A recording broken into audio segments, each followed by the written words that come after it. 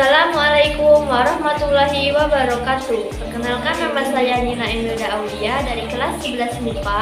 Di sini saya akan mempresentasikan pelajaran kimia tentang pembuatan, kegunaan, dan dampak minyak bumi. Berikut video penjelasannya.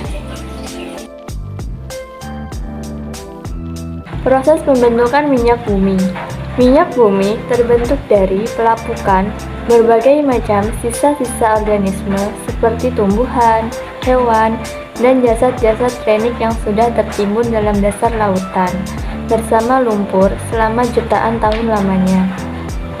Lumpur tersebut akan berubah menjadi berbagai batuan sedimen yang berpori, sedangkan sisa-sisa organisme akan bergerak ke tempat yang tekanannya rendah dan terkumpul pada sebuah daerah perangkap, yaitu batuan kedap.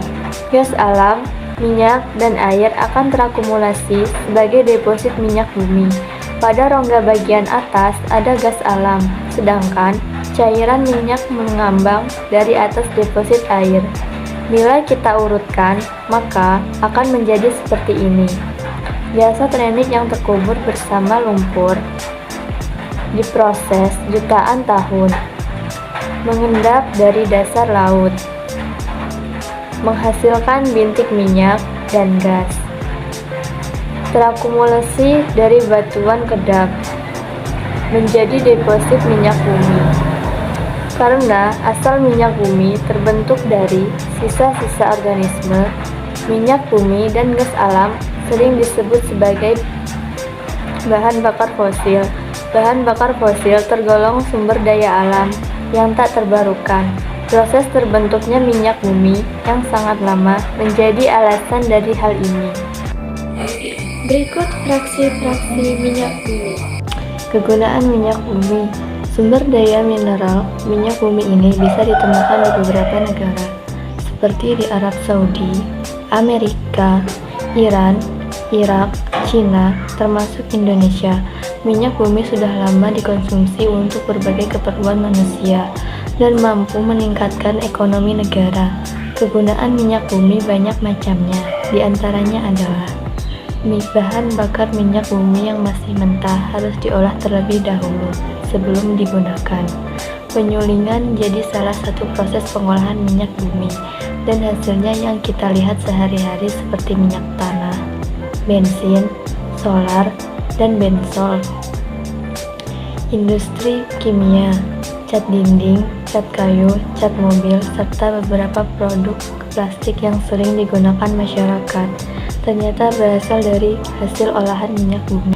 Gas cair untuk kegiatan memasak pastinya membutuhkan yang namanya LPG.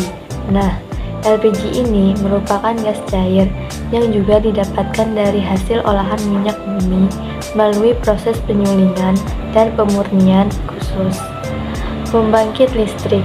Kegunaan minyak bumi berikutnya adalah sebagai pembangkit listrik. Minyak bumi yang diolah secara khusus akan menghasilkan tenaga dari uap yang nantinya dipakai untuk menggerakkan turbin pada pembangkitnya. Selanjutnya akan diterima oleh penggerak magnet yang kemudian menghasilkan aliran listrik ke keperluan rumah tangga dan industri. Produksi polimer. Industri plastik merupakan salah satu industri yang menggunakan polimer. Plastik yang digunakan sehari-hari oleh manusia untuk menampung berbagai benda ini berasal dari minyak bumi. Namun, ada beberapa plastik yang menimbulkan dampak negatif bagi kehidupan manusia. Pengolahan pupuk. Kegunaan minyak bumi juga memberi dampak bagi pertanian. Salah satunya untuk pengolahan pupuk. Sebelum menjadi pupuk, ada senyawa sintetis yang diperlukan dari hasil pengolahan minyak mentah. Pupuk ini bermanfaat untuk menyuburkan tanaman. Itulah kegunaan minyak bumi yang bisa diolah untuk mendukung kehidupan manusia. Dampak pembakaran minyak bumi. Dampak pembakaran minyak bumi pada lingkungan sangat banyak. Salah satunya yaitu 1. Pencemaran udara. Pencemaran udara disebabkan oleh pembakaran minyak bumi yang menghasilkan gas yang berbahaya bagi kesehatan seperti A. Karbon dioksida yang berasal dari kendaraan bermotor yang berpengaruh dalam efek rumah kaca. B.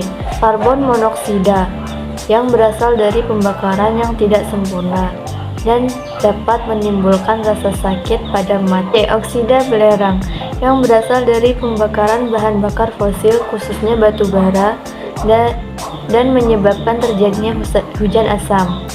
D. Oksida nitrogen yang berasal dari reaksi nitrogen dengan sedikit oksigen pada knalpot dan menimbulkan asap kabut yang dapat menyebabkan iritasi pada mata. 2. Efek rumah kaca.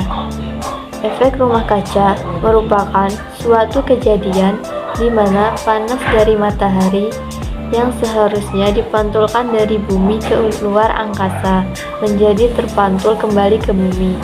Dikarenakan hilangnya lapisan ozon karena dampak gas-gas berbahaya seperti A. Karbon dioksida yang merupakan gas terpenting penyumbang efek rumah kaca karena jumlahnya terbanyak di atmosfer dan saat ini diproduksi CO2 meningkat dengan adanya kemajuan teknologi, pertambahan penduduk, banyaknya pabrik dan pembakaran hutan. B. Metana merupakan hasil penguraian sisa-sisa tumbuhan. Walaupun jumlah di atmosfer sedikit dibanding dengan CO2, tapi memiliki efek rumah kaca yang lebih kuat daripada CO2. C. CFC merupakan gas yang keberadaannya merusak lapisan ozon sehingga menimbulkan radiasi. CFC dihasilkan dari pendingin seperti lemari es dan AC, alat semprot seperti deodoran dan minyak wangi dan lain-lain. 3. Hujan asam. Air hujan pada umumnya bersifat asam dengan pH sekitar 5,7. Jika air hujan mempunyai pH kurang dari 5,7 disebut hujan asam.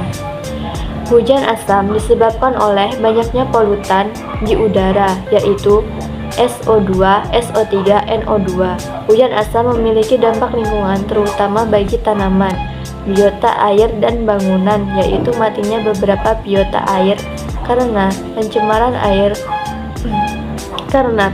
akibat hujan asam dan terkikisnya bangunan atau patung-patung karena hujan asam tersebut. Sekian dari saya, terima kasih. Mohon maaf jika ada kesalahan. Wabillahi taufiq wal hidayah. Wassalamualaikum warahmatullahi wabarakatuh.